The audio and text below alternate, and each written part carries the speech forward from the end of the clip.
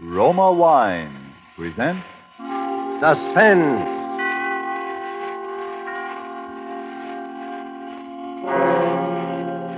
Roma Wine, made in California for enjoyment throughout the world. Salud. Your health, senor. Roma Wine toast the world. The wine for your table is Roma Wine, made in California for enjoyment throughout the world. This is the Man in Black, here for the Roma Wine Company of Fresno, California, to introduce this weekly half hour of Suspense. Tonight, Roma Wines bring you two of Hollywood's favorite screen stars, Miss Virginia Bruce and Mr. Alan Jocelyn, with the noted character actor George Zucco. Our suspense play, which is produced and directed by William Spear, presents a rather neat problem.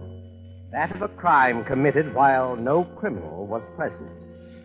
And so, with a locked room, and with the performance of Virginia Bruce as an exceedingly bright young lady named Iris Lane, of Alan Jocelyn as an exceedingly shy young man named Harold Mills, and of George Zucco as the exceedingly polished Dr. Woodhall, we again hope to keep you in suspense.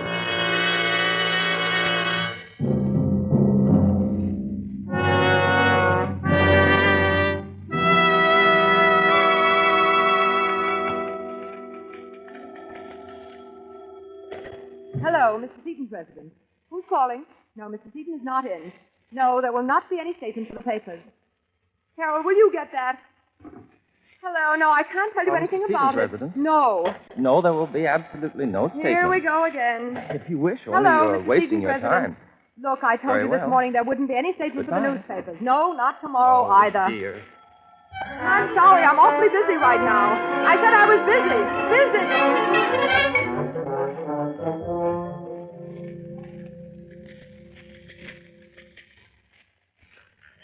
Phew, what a day. It's rather disturbing how quickly the reporters got wind of it. I do hope no harm's been done. Well, we did our best. It's too big a deal to keep secret anyway. There are always rumors, and it's the business of newspapers to pick up rumors. Dear me, I wonder how he's going to take it. The old man? He probably won't be tickled pink. You know how he is. I know I'll be relieved when he has it under lock and key, my word. Oh, good evening, Mr. Seaton. Evening, Harold. Miss Lane, you two still working? No, we thought we'd stick around till you got here. Oh, sorry I was so late. The newspapers have been calling, Mr. Seaton. The newspapers? How in blazes We did told they... them there wouldn't be any statement. Oh, I should hope not. Now, how do you suppose... Then it's not finished? Oh, no, the deal's closed. Have it with me, as a matter of fact. With you, sir? You've been carrying it around in your pocket? You see why I don't feel so good about the newspapers. But at least I got it home all right. Like to see it? Oh, yes. Doesn't look like much, wrapped up like this. Well, there it is. Like it? The Novello diamond. What a beauty. It's enormous. Yes. But tomorrow we start to cut it. And within a year, it'll be just so many engagement rings. You know, I hate to see it change. It's so beautiful the way it is. Oh, there's no money in it for me this way. Oh, Dr. Woodhall called. He wants to give you a checkup if he can catch it before dinner. No, Dr. Woodhall. An old woman. Treats me like an invalid. Oh, well. Anything else? Nothing important. Oh, Harold, will you answer? Yes, certainly. Mr. Seaton's residence. Who's calling, please? Just a moment. Mr. Seaton, Mr. Van Houten. Van Houten? Yes, he wants to speak to you. Oh, tell him I'm out. Mr. Van Houten, Mr. Seaton's out of town. Well, dear me, you can think what you like, but Mr. Seaton is not here. Goodbye. What? Odd. What'd he say? He said he has information that you are here, and he insists on coming up here now. He sounds most disagreeable. Oh, I don't think he's likely to show up. If he does, don't let him in. All right, Mr. Seaton. I'll be in my study until Woodhall gets here. But don't forget your medicine, Mr. Seaton. I put it right beside the seltzer bottle. Oh, I won't forget.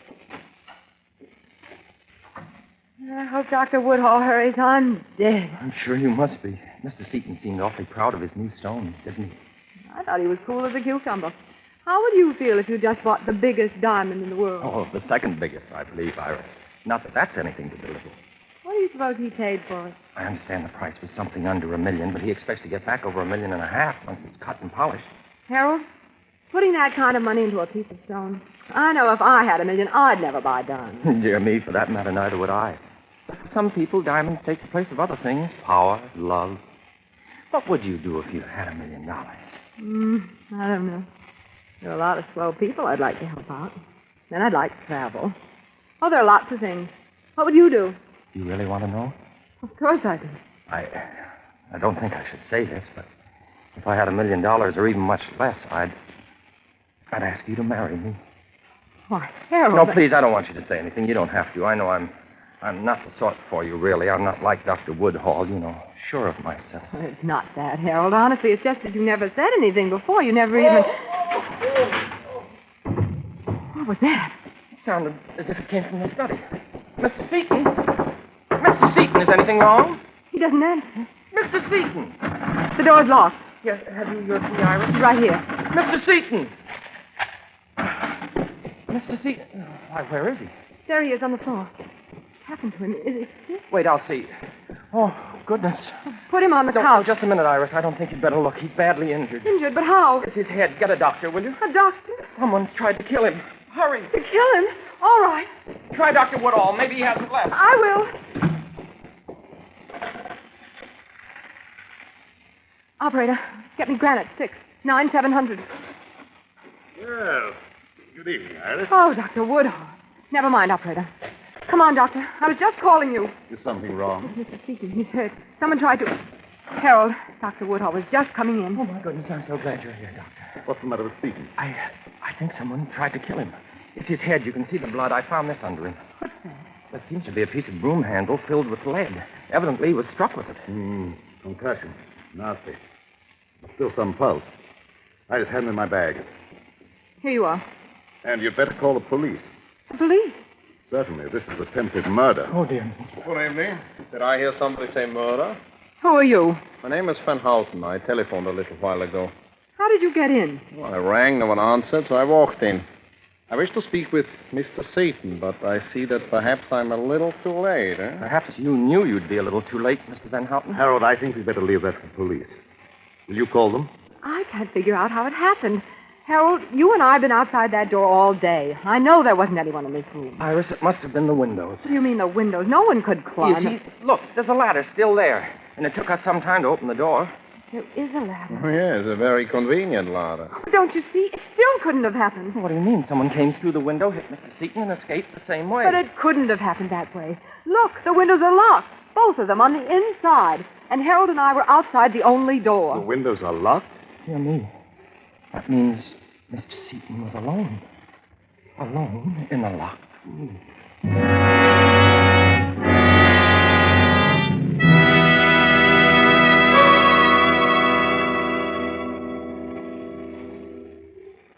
Before we return to the scene of our suspense play, let me describe another scene that might even now be taking place in the handsome cafe of the Hotel Nacional de Cuba in Havana. An American visitor has remarked to his Cuban host what great enjoyment the gay Cuban music and the dancing gives him. Gracefully, the Cuban host returns the compliment, saying, "But your United States makes us a gift that brings great pleasure on many occasions. This superb wine from the choice wine districts of your California, this fine Roma wine. Yes, for a wine to give great enjoyment, it must have greatness of character.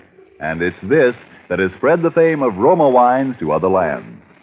Why otherwise would these countries import Roma wines to be enjoyed as a rare luxury? How fortunate, then, are you who can enjoy any of the Roma wines, many different delicious wine types, whenever you choose, without additional charge for import duty, with no high shipping costs added to your small cost for Roma wine. Yet here is a quality so high it has won international recognition. Quality coupled with cost so modest that Roma wines are America's largest selling wines. Why not make your own taste test of these good Roma wines and discover for yourself the fine wine qualities acclaimed by wine experts of many lands? I'll spell out the name for you. R-O-M-A, Roma wine, made in California for enjoyment throughout the world. And now it is with pleasure that we bring back to our soundstage Virginia Bruce and Alan Jocelyn with George Zucco in The Locked Room. A tale well calculated to keep you in suspense.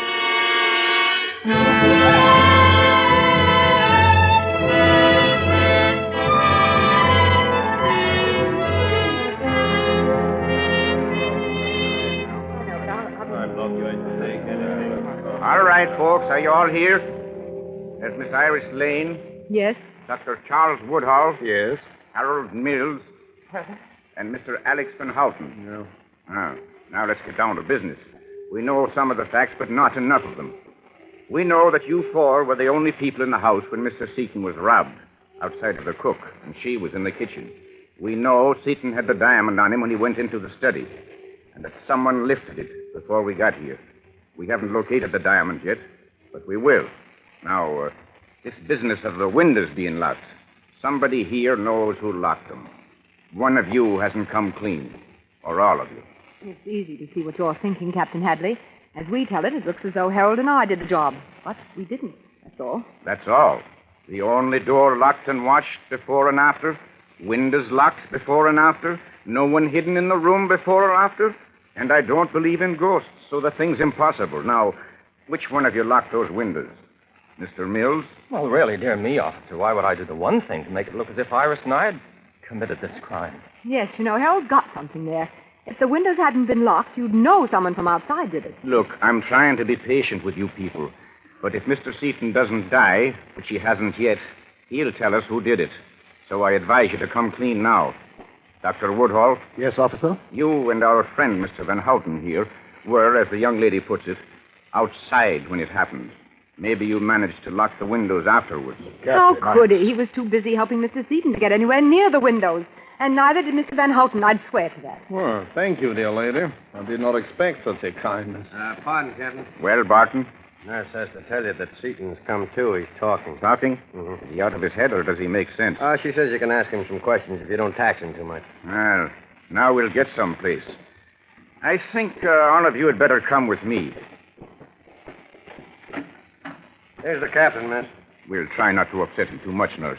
Captain, maybe being a suspect, I shouldn't say anything. But if you don't mind, I don't think it's safe to question him. Safe for who, Doctor? Nonsense, Woodhull. I want to tell what I can. Mr. Seaton, I know your condition. I don't think you should exert Shut up, yourself. Woodhull. Shut up. I was in the study. Just sat down at the desk. I was waiting for Dr. Woodhull. The chair facing the door into the office. I heard Harold and Iris talking outside. Both of them? Yes. Sound carries pretty well through the door. They were talking. Some nonsense about what they do if they had $1 million. You heard what we said? Then I think Harold was proposing or something. Oh, dear me, Mr. Seaton, I never realized that you... Well, I could. I was taking my medicine, and then I heard, I think, a footstep behind me. I set my glass down and started to get up. Did you turn around? Didn't have time. Something smashed down on my head, and that's all. Then you didn't know who it was? No. And I don't know how. What do you mean, how? Because I had locked the windows, both of them. You locked the windows? Yeah. I saw someone put a ladder up. Suppose it was the gardener or somebody. But I didn't want to be climbing around, so I locked both windows. You're sure no one was hidden in the room? Positive. Captain, I think you've had enough. Yes, I guess you're right, Doctor. Will you people step outside? I'll be there in a minute. Come on, Doctor. Harold. Now, Mr. Seaton, what I want to know is... Criminal to make him keep talking. Poor Mr. Seaton, he does look awfully bad. No. I suppose it's proper to feel pity for even Francis Seaton. Look, Mr. Van Houten, you've made several remarks like that. Maybe you've got your reasons, but I don't think it would sound so good to the police. Well, believe me, dear lady, my distaste for Mr. Seaton is purely objective. It's terribly perplexing, isn't it? Now that Mr. Seaton's confirmed us on the locked windows, I can't see how the police are going to prove anything. Look, let's not kid ourselves. We're all supposed to be nice, civilized people. But one of the four of us is a thug. A thug who beat a defenseless man over the head and took that diamond. Dear me, as I see it, that's just the point. It proves that none of us could have done it. Well, if Mr. Seaton's story proves that we couldn't, it proves 100 times more that no one else could. Well, Captain, is there anything more we can do? Yes. You'll all be searched again for the diamond. And none of you are to leave this house until further notice. Not leave Well, the house. what about my practice? I've got nothing Surely it requires more evidence than you have to hold us over the supposed disappearance of a diamond. I'm not holding you because of the diamond.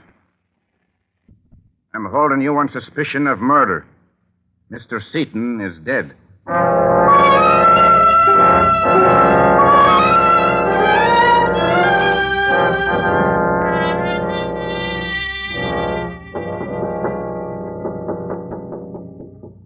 there?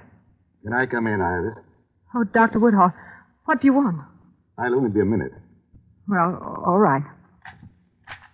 I hate to disturb you, but I'm really worried. You are? Iris, why don't you try to get out of here? Out of here? Why on earth should I? Don't you realize you're suspected of murder? You could hide somewhere until this has all been cleaned up. Are you crazy? Sure, I'm suspected, Doctor, but no more than you. How's it going to look if I suddenly disappear? Yes, I suppose you're right. If I could only keep you out of this.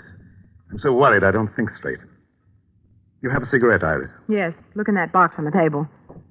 Oh, watch out, there's a lamp cord. Oh, I'm sorry. That was clumsy of me. Oh, don't let it worry you. It's no heirloom.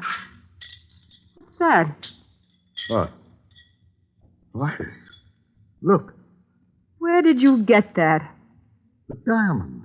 Where did you get it? That was on the floor. On the floor. Iris, didn't the police search in here? How did it get on the floor? I suppose it must have been in the lamp. Yes. See? This part lifts out. It must have been an oil lamp. Apparently. May I have it, please? The diamond? It was found here. What do you want to do with it? I want it. Iris, it's not safe. Sure, I know. Give it to me. Well. Thanks. Are you going to give it to Captain Hadley? Why? I don't think it would be wise. Not yet. You're not afraid of something, are you? Iris, suppose they didn't believe you. Suppose they think that you... Well, I'll think about it. Dr. Woodhall, will you do me a favor? Certainly, if I can. Well, would you meet me here in exactly 10 minutes? You are coming downstairs. Oh, sure, but I've got a couple of things to do. I won't be long. Well, perhaps I should wait. Oh, please, you don't have to do that. Well, all right, but be careful. Careful. I mean, don't let anyone know you have the diamond, because... No, I know. Yes, because whoever killed Seaton for it would kill me, too. I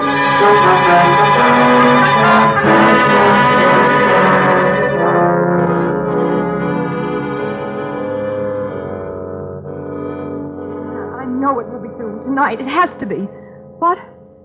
Yes, I'll do it as loud as I can, but don't slip because I'm counting on you and... Iris, are you ready? Oh, yes, Anne, darling, I'm sorry. I'm really stuck for a couple of days, but we'll make it soon. Sure, dinner and a show. All right, darling. Goodbye. I didn't mean to barge in. Oh, that's okay. Let's go downstairs. Where are the others? You mean Harold and Van Houten? I think I heard them when I came up. Yes, they're in the office. Listen. Come on, let's go in. It'll only be for a few days. Oh, we wondered if you were coming down, Iris. My, you startled me. We're not intruding. Intruding? It sounded like you were having a little argument. Oh, no, it wasn't that exactly. You see, we were talking about, well, dear me, I don't know why I shouldn't tell you, about an engagement ring. An engagement ring? Harold. I didn't want you to know I'm buying one from Mr. Van Houten. I don't have quite enough money, and I won't have for a few days. Mr. Van Houten sells rings. Well, I thought that was understood. It's my profession. I deal in diamonds in a small way. Diamonds? To the police? Is the word diamond so surprising, sir? Naturally, the police would have to know my business with Mr. Seaton. Yes, I'm sure they would. It's only... You're hinting that my apparent dislike for the late Mr. Seaton, Doctor. Well, I hated him. He was a cheat and a fraud. I cheated me. Doesn't sound like Mr. Seaton. My dear young lady, there are 100 men in Amsterdam who would be glad to know that he suffered. But as you know, such dislike was not the motive for his murder. Well, really, now, there's no need to be huffy, Mr. Van Houten. Well. Dear me, we all know what the motive was. I guess it was motive enough for any one of us. Yes. Look, let's face it.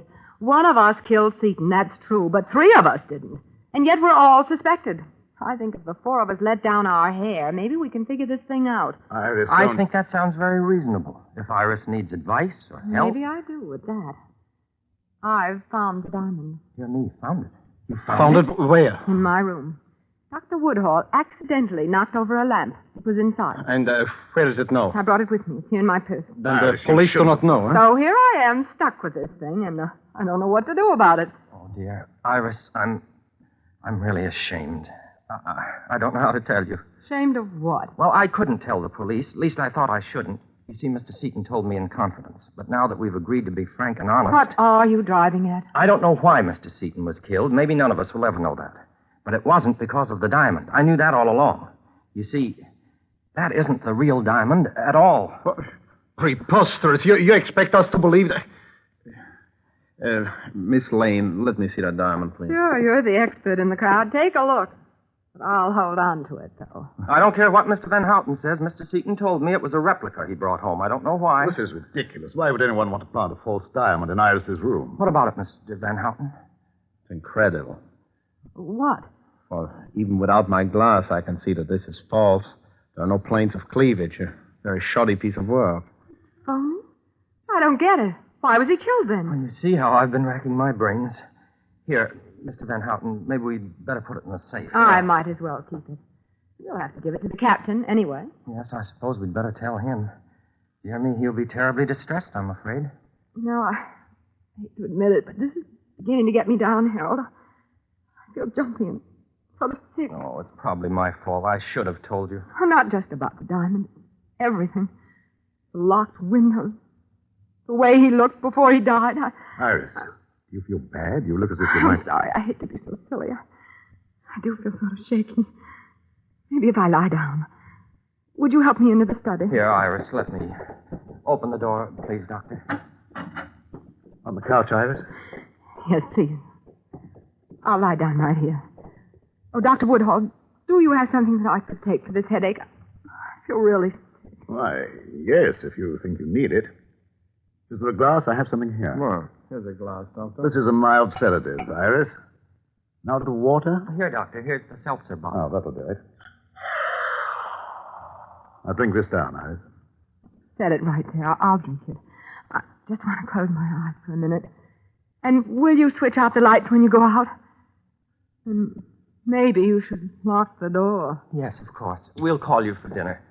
Try to sleep. Poor girl. She was very hot.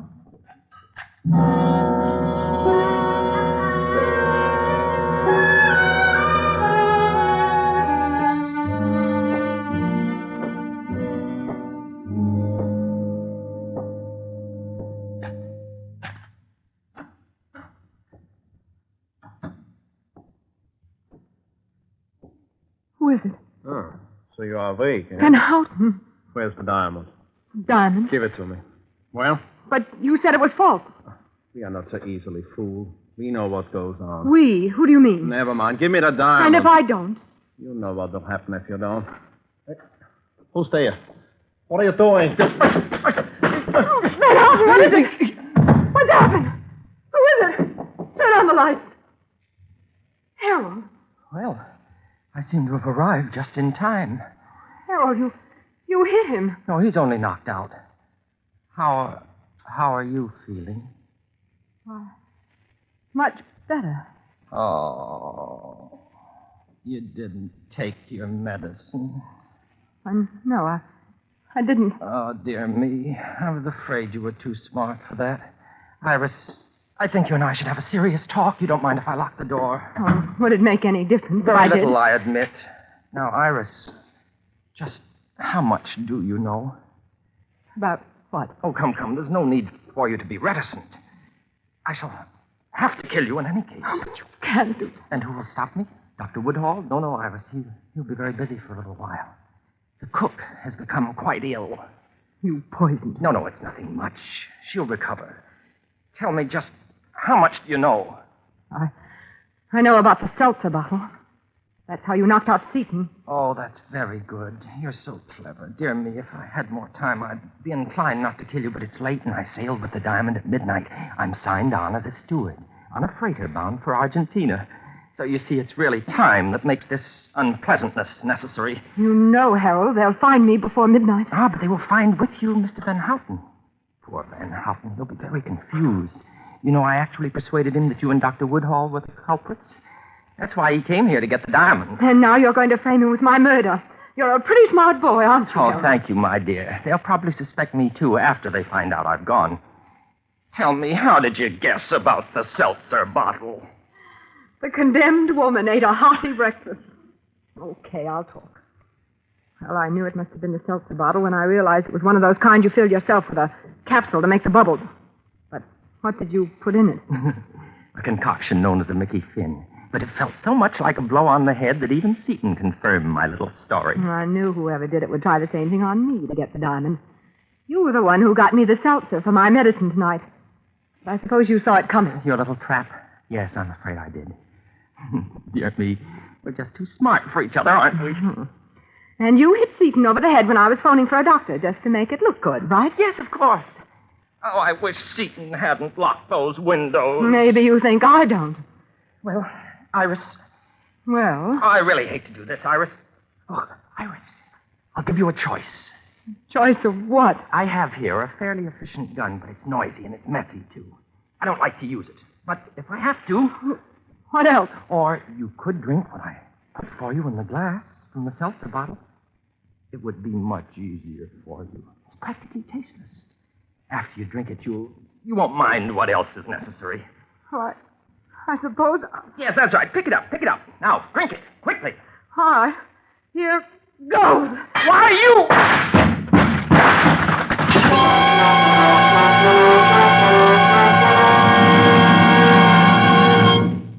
Nice timing, Captain Hadley.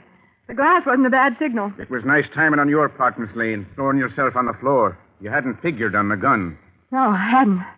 Is Van Houten coming around, Doctor? Yes, he'll be all right. Okay. Come along, Harold. Oh, this is such a shame. Iris, before I go, I'd like to tell you how sorry I am.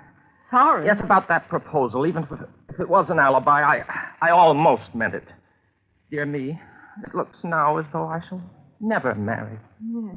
Dear me. It certainly does.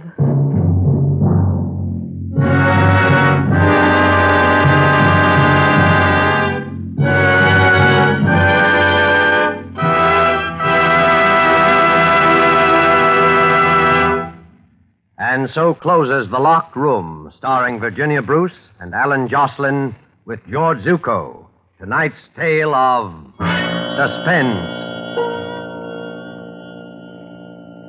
Mr. Jocelyn appeared by courtesy of 20th Century Fox. Before we tell you about next week's stars and story, Roma Wine, sponsor of these weekly suspense dramas, brings you one of tonight's stars, Miss Virginia Bruce, with a message of real importance. Miss Bruce. Somewhere the other day, I came across a small news item. It mentioned that the men and women of our armed forces, most of whose pay averages very little more than $50 a month, have subscribed a huge total of $250 million worth of United States war bonds.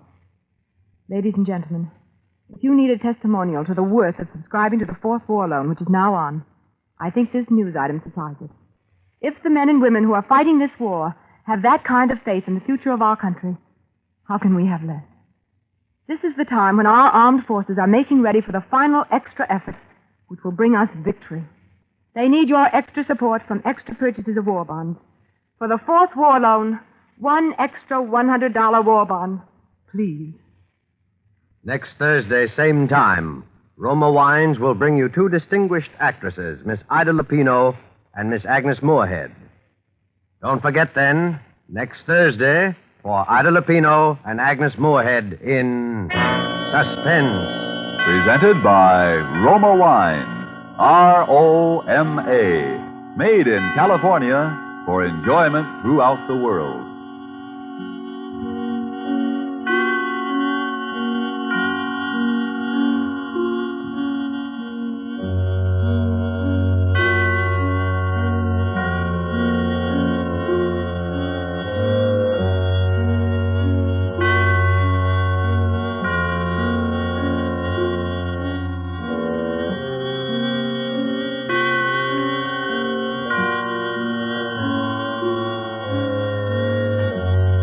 This is the Columbia Broadcasting System.